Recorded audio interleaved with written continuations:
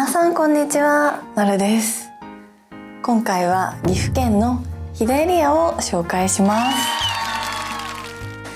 飛騨と聞くと飛騨高山を想像する人が多いんじゃないでしょうか。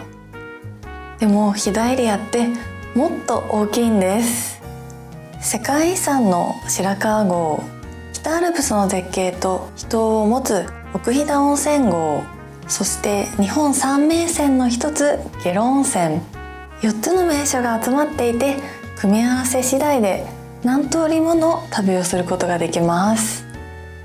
この動画ではまず飛騨エリアの位置関係を整理して、飛騨高山、白川郷、奥飛騨温泉郷、下呂温泉の見どころを紹介します。さらにおすすめのホテル、ベストシーズンまとめてお届けします。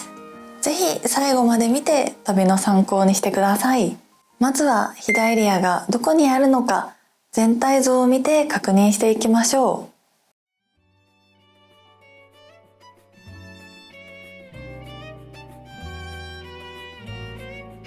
う。岐阜県は岐阜エリア、西濃エリア、中濃エリア、東濃エリア、飛騨エリアの5つのエリアから構成されています。それぞれのエリアには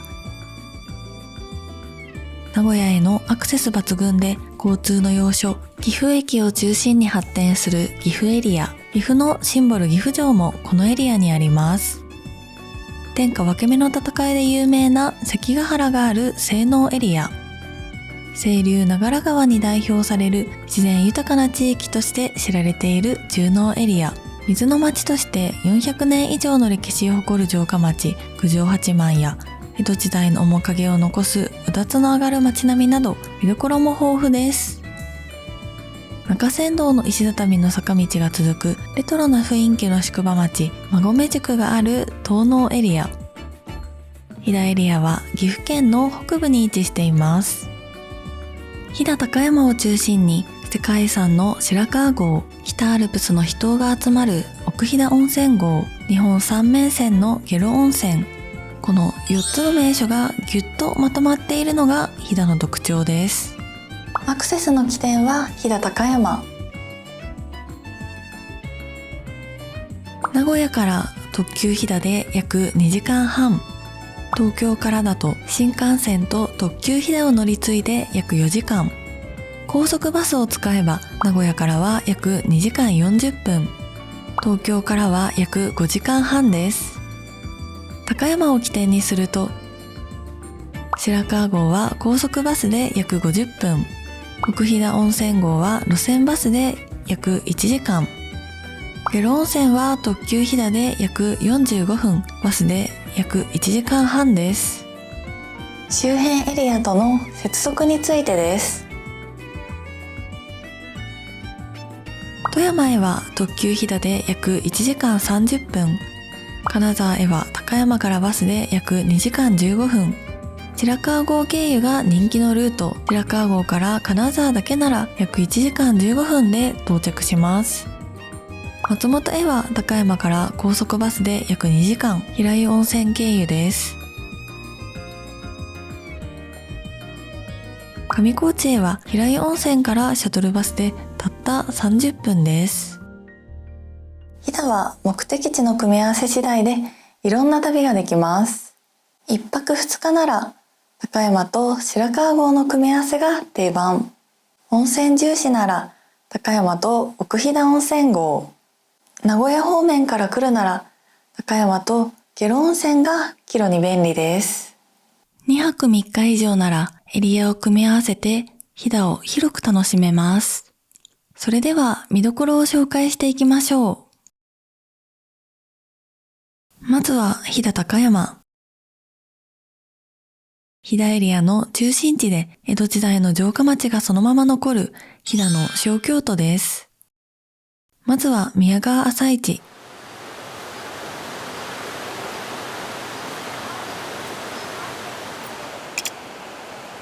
高山駅から歩いてすぐ、宮川沿いに並ぶ朝市です。地元の漬物や飛騨の民芸品が並んでいて、朝の空気が気持ちがいいです。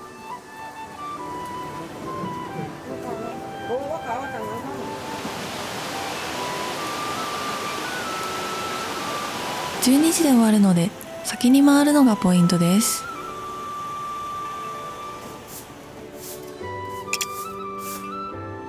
次に古い街並み三町通り。ここは飛騨高山のメインストリート。手格子の町屋が並ぶ通りを歩きながら飛騨牛握りやみたらし団子の食べ歩きが楽しめます。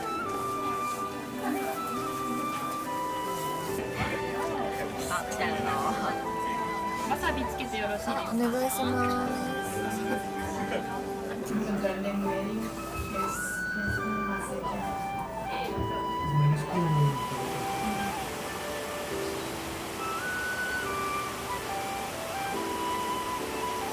次に向かうのが高山陣屋。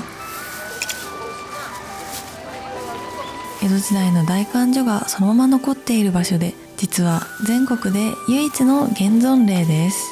入場料は440円。庭園や蔵も見応えがあります。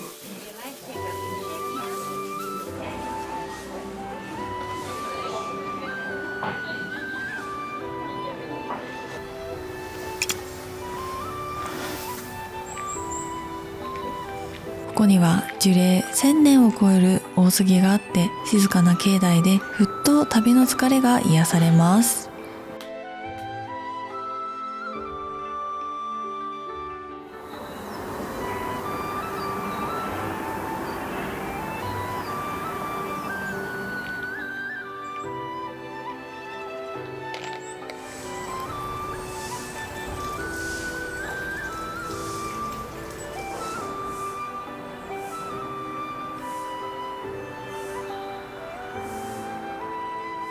時間に余裕がある方は東山遊歩道もぜひ歩いてみてください。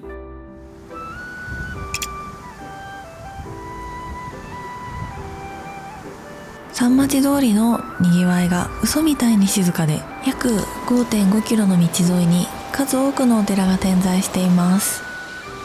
観光客が少ないので自分のペースでゆっくり歩けます。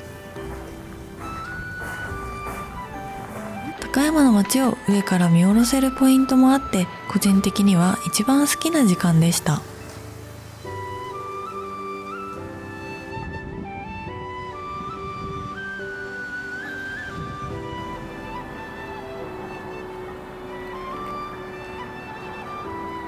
もう一つ飛騨古川もおすすめです。高山から JR で約15分。高山の奥座敷と呼ばれる静かな城下町で、瀬戸川沿いの白壁と象街に鯉が泳ぐ風景は、高山のにぎわいとは全く違う空気があります。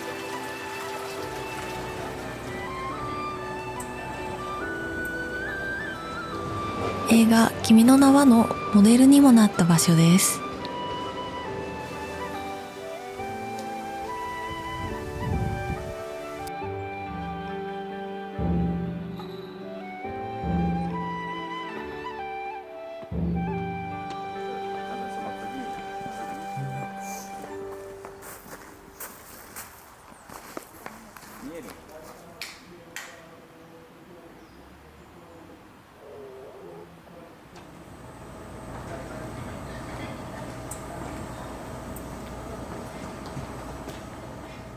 続いて白川郷。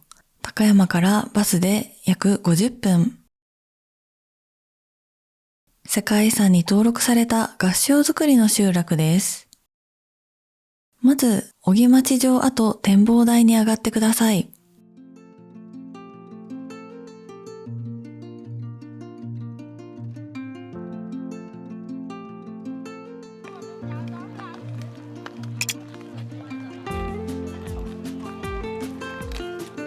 集落全体を見渡せる絶景ポイントです。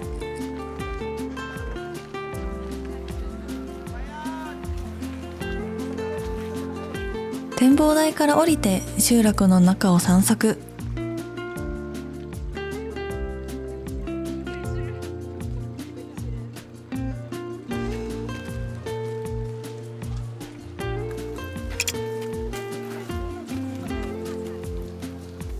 和田家は白川郷で最大規模の合掌造りで、中も見学できます。入場料は400円です。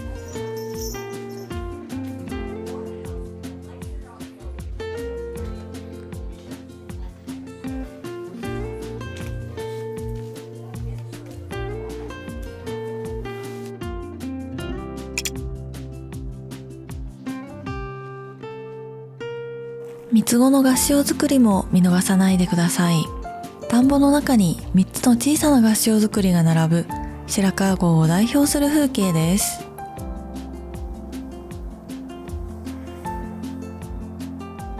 歩き疲れたらどこかに寄り道したくなるのが旅の醍醐味。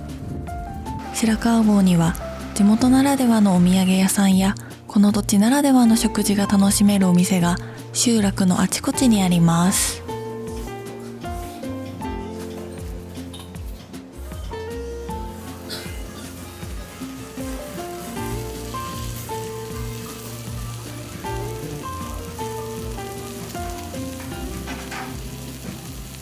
続いて奥飛騨温泉郷、高山からバスで約1時間。奥飛騨温泉郷は平湯、福寺、新平湯、栃尾、新穂高の5つの温泉地で構成されています。北アルプスのふもとに広がっていて、露天風呂の数は100を超えると言われています。それぞれ泉質や雰囲気が違うので、どこに泊まるかで体験がガラッと変わります。奥飛騨のハイライトは新穂高ロープウェイ。日本で唯一の2階建てゴンドラで標高2156メートルの山頂展望台まで一気に上がれます。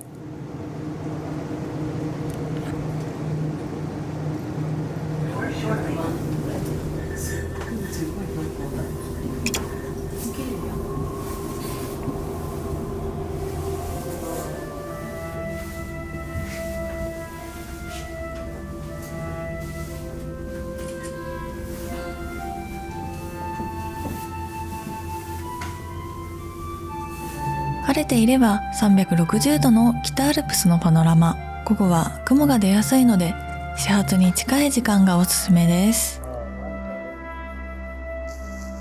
平井大滝もぜひ立ち寄ってください。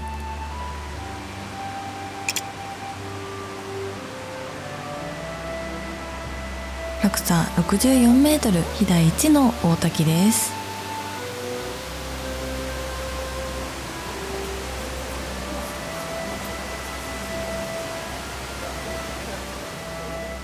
車で行く方は北アルプス大橋も通ってみてください。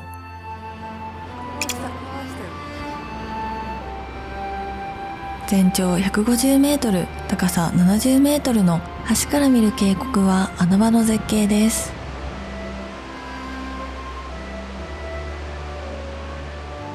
最後に下呂温泉。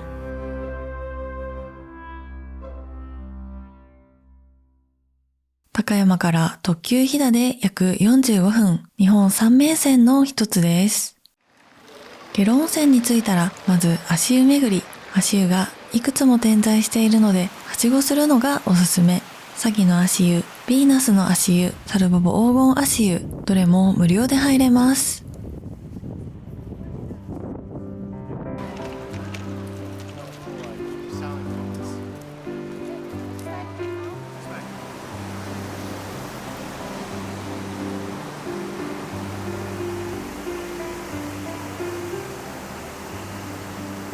下呂温泉合掌村も寄ってみてください。白川郷から移築した合掌造りが10棟並んでいます。入場料は800円です。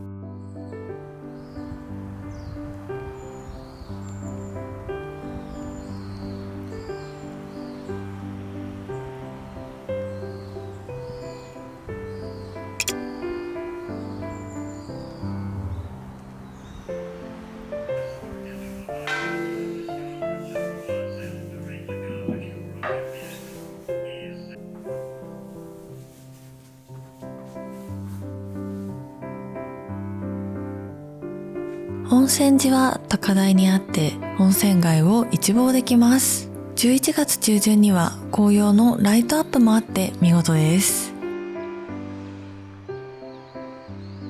夜は飛騨川沿いのライトアップが雰囲気たっぷり。冬に行く方は花火も楽しめます。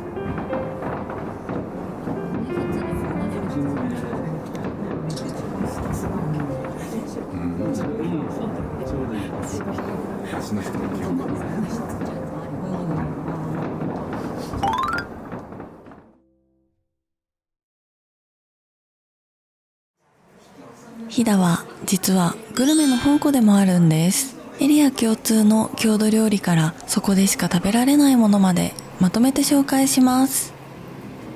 まず飛騨エリア全体で出会えるのが朴葉味噌。朴葉の上に味噌やネギ、キノコを乗せて焼く郷土料理で、もともとは山で働くソマ人が朴葉を皿代わりにしたのが始まりと言われています。旅館の朝食で出てくることが多いので、ぜひ味わってみてください。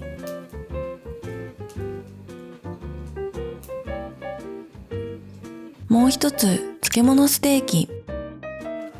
飛騨は冬にマイナス10度以下になることもあって、漬物が凍ってしまうんです。それを鉄板で焼いて溶かして食べたのが始まり。居酒屋の定番メニューなので、夜にぜひ。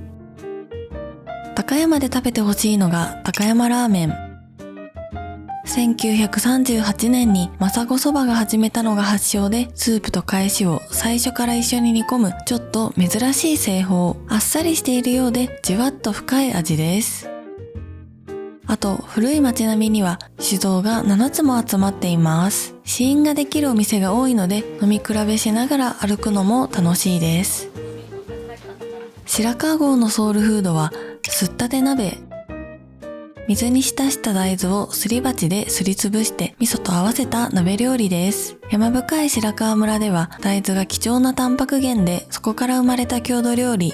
2014年の日本全国鍋合戦では優勝もしています。それから由比馬豚。白川郷で育てられているブランド豚で、由比は白川郷の相互扶助の精神から名付けられています。油がさらっとしていて噛むほどに甘いです。お酒がお好きな方はどぶろくも。白川郷では約1300年前から祭礼にどぶろくが使われていて、今もどぶろく特区として合法的に作られています。奥飛騨で食べてほしいのが反対卵。平井温泉の鶴屋商店で買えるんですが、65度ぐらいの温泉にじっくりつけることで、黄身が先に固まって白身がとろっとしたまま、普通のゆで卵と逆なんです。1個100円です。あとはイワナの塩焼き。北アルプスの清流で育ったイワナを炭火でじっくり焼いたもの。旅館で骨酒けにしてもらうのもおすすめです。ゲロのご当地グルメといえばケイちゃん。昭和30年代、卵を産まなくなった鶏を味噌やニンニクのタレに漬け込んで野菜と一緒に焼いたのが始まり、家庭ごとにタレの味が違うお袋の味です。甘いものなら下呂温泉のプリン。温泉街を歩いていると行列が見えるのですぐわかります。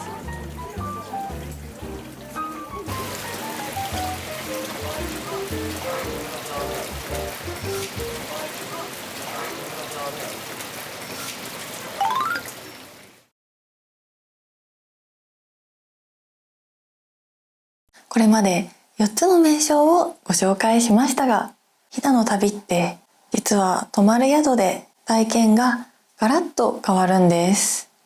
いろりの宿、合掌造りの宿、絶景露天風呂の宿、エリアごとにおすすめを紹介していきます。まずは高山から。本陣平野屋花鳥庵。古い町並みから徒歩1分という最高の立地。口コミ評価がとても高い宿で、飛騨の旬を使った懐石料理が評判です。旅館田辺。昭和9年創業、飛騨高山で最も歴史のある旅館です。出郷市の本格的な飛騨建築で A5 ランクの飛騨牛懐石が味わえます。高山の町屋旅館に泊まるならここは外せません。私が泊まったのは飛騨古川の八つ山館。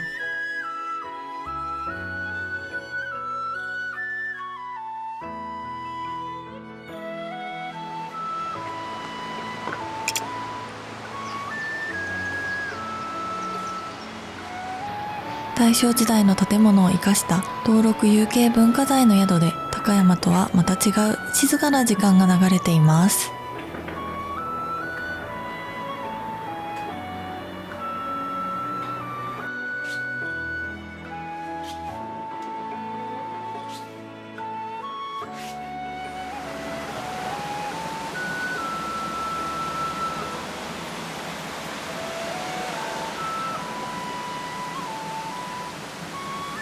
ここで食べた飛騨牛のしゃぶしゃぶは忘れることのできない美味しさでした。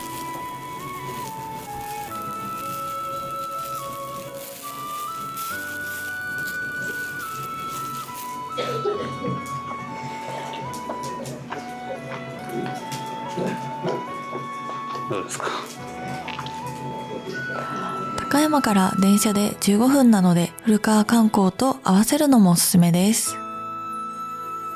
次は白川郷。白川郷に泊まると朝と夜の静かな集落を歩けるので、日帰りとは全く違う体験ができます。城山館は明治17年創業の料理旅館、国の重要伝統的建造物に指定されている建物で、1日4組限定、地元の食材を使った料理が絶品です。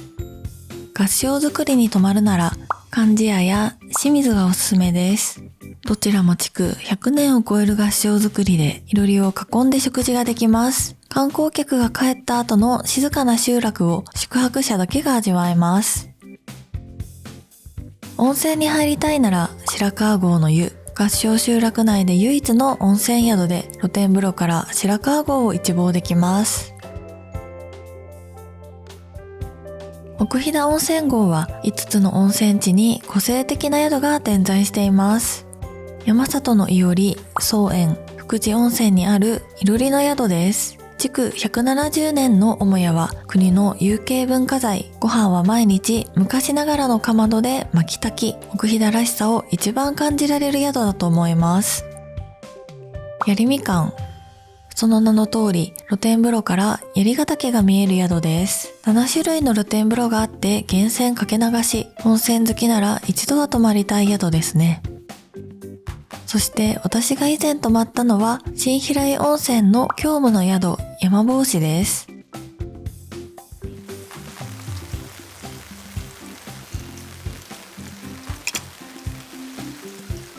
全10室すべてにいろりがあって、貸し切り露天風呂は予約不要で無料。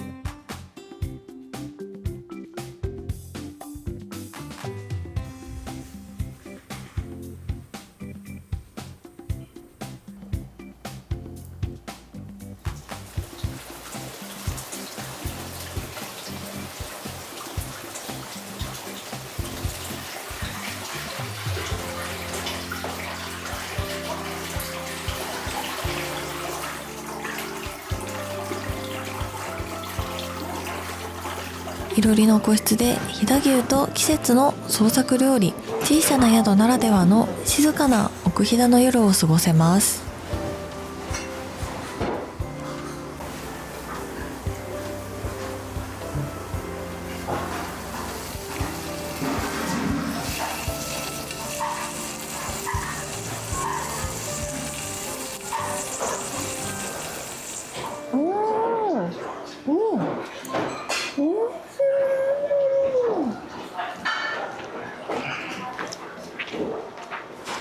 最後に下呂温泉。水明館は下呂温泉を代表する老舗旅館。昭和7年創業で3つの大浴場で湯巡りができます。館内に能舞台や日本庭園もあって、下呂温泉に行くならまず候補に入る宿です。私が以前に泊まったのは湯の島館。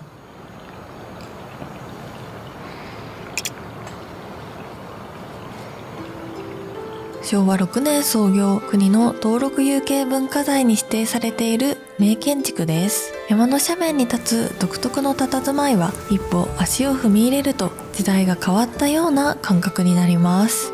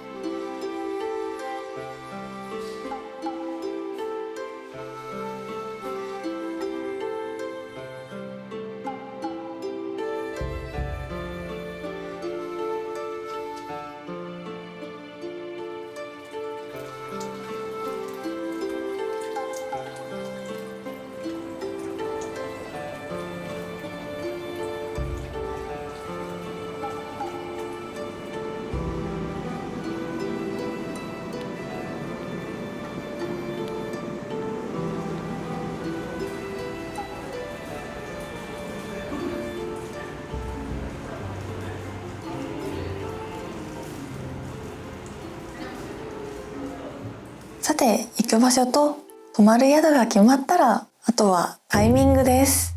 飛騨は季節によって全然違う顔を見せてくれるので、ここからが結構大事です。お祭りを見たいなら、春の高山祭りが4月14と15日、秋の高山祭が10月9日と10日、どちらも日付固定です。春は桜と祭り屋台、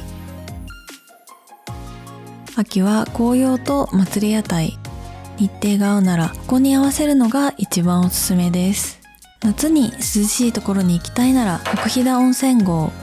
標高1000メートルを超えていて真夏でも涼しいです。新穂高ロープウェイからの北アルプスは夏山が一番迫力があります。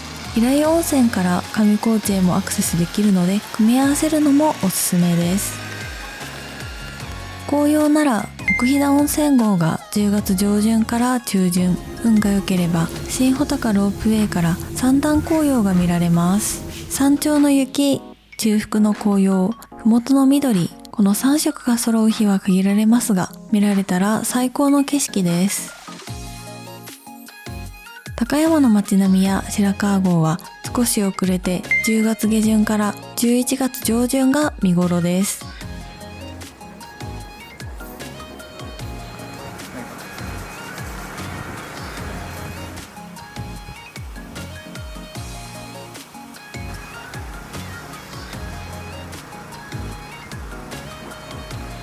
雪景色を見たいなら1月から2月、高山の古い街並みに雪が積もるとまるで時が止まったような景色になります。白川郷のライトアップもこの時期、雪に覆われた合掌造りが幻想的に浮かび上がります。ただし完全予約制なので注意してください。奥飛騨温泉郷の雪見露天風呂もこの時期が最高。温泉街で花火を楽しみたいなら冬の下呂温泉。12月は花火ミュージカル冬公演、1月から3月は花火物語が毎週土曜日に開催されています。予約不要です。